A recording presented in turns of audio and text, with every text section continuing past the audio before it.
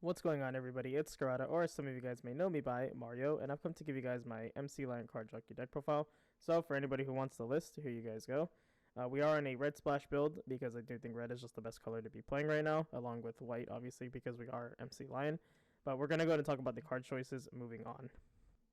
So, the pros and cons of Card Jockey. The pros, you have great consistency, white and red axis, which are the best colors, and because of that, we have good aggressive and defensive options. The cons is your piece determines a lot of your games. You have a fragile level 2 game, and the deck does crutch on PRJ for the mid game pressure, in my personal opinion. I just think PRJ, just with the endless punchline, is just a little too important to not talk about.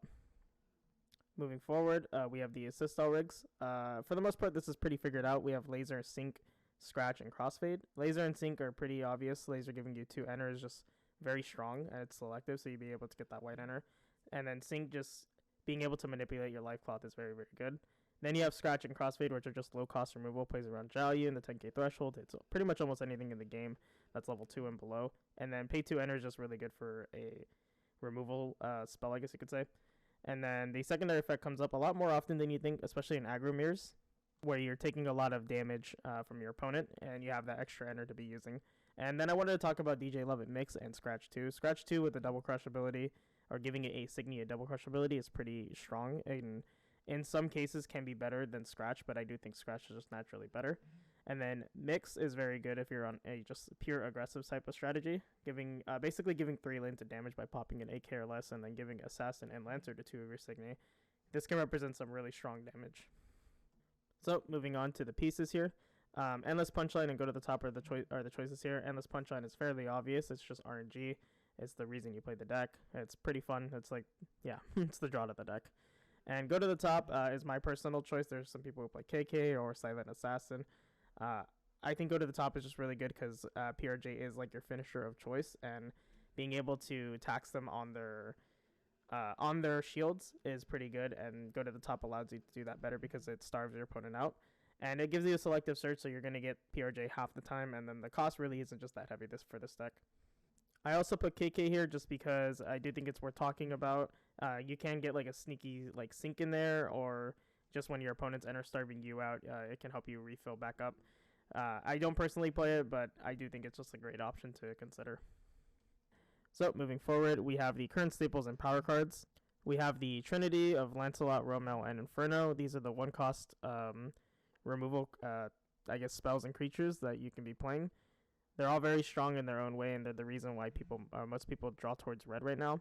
And then we have Arcwind and Zhao Yun, the shadow creatures, giving you an early and late game installation. Arcwind can add any Signy, meaning that you can add shields, which is pretty good. And just with these 2, you can be able to create some tanky board states in the early and late game when you want to. And then we have PRJ, Good Dig, and Hanyo, which PRJ and Dig are pretty much the lifeline of this deck. They're the reason you play the deck. PRJ taxing your opponent for shields, and then Good Dig just letting you get that selective card advantage, which is pretty nice. And then Hanyo is just good because it's another +1 for the deck. And overall, these 3 combined just help you manipulate your deck to be able to hit your endless punchline more often, which is pretty good because you want to be thinning out any of the ones that you can find in your deck. And this helps you find removal spells and stuff like that. Very strong cards overall.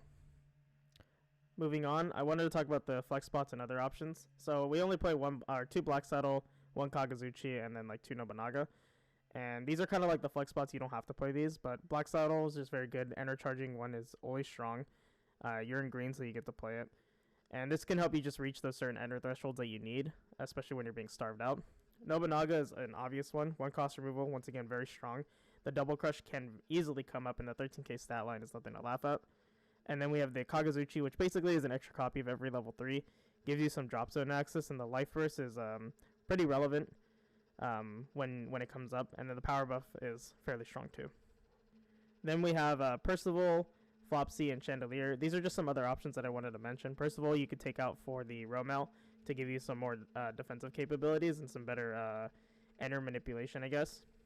And then with Flopsy, this is like another enter charger for the deck, and then it also gives you like a +1 whenever you need to. I personally don't prefer this option, but I don't think it's a terrible one. I think in a more defensive deck or a more green-oriented deck, I think this card's perfectly fine. And then Chandelier card art, if you're in a more control strat or in a if the meta was different, I think this card would be very strong. The taxing on spells is really good, and then starving your opponent out with a 13k base is pretty good. But personally, I just don't think these cards fit the deck that I want to play right now, and I think just being more aggro-oriented is a lot better right now. So, back to the list over here, just to kind of wrap things up here.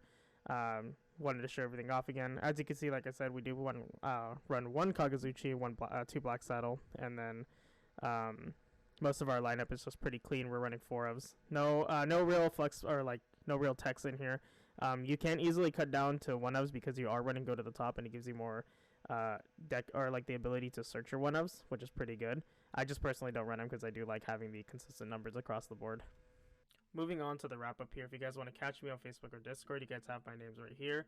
If you guys want to join the English community, I have the Facebook group named right here. I'll leave the name and the link in the description below. And then other than that, please leave a comment and like, and then subscribe if you guys want more Wixoss content. I'll be doing more in the future, and I'll be doing the last 2 deck profiles for Diagram and Uchu before the next set comes out.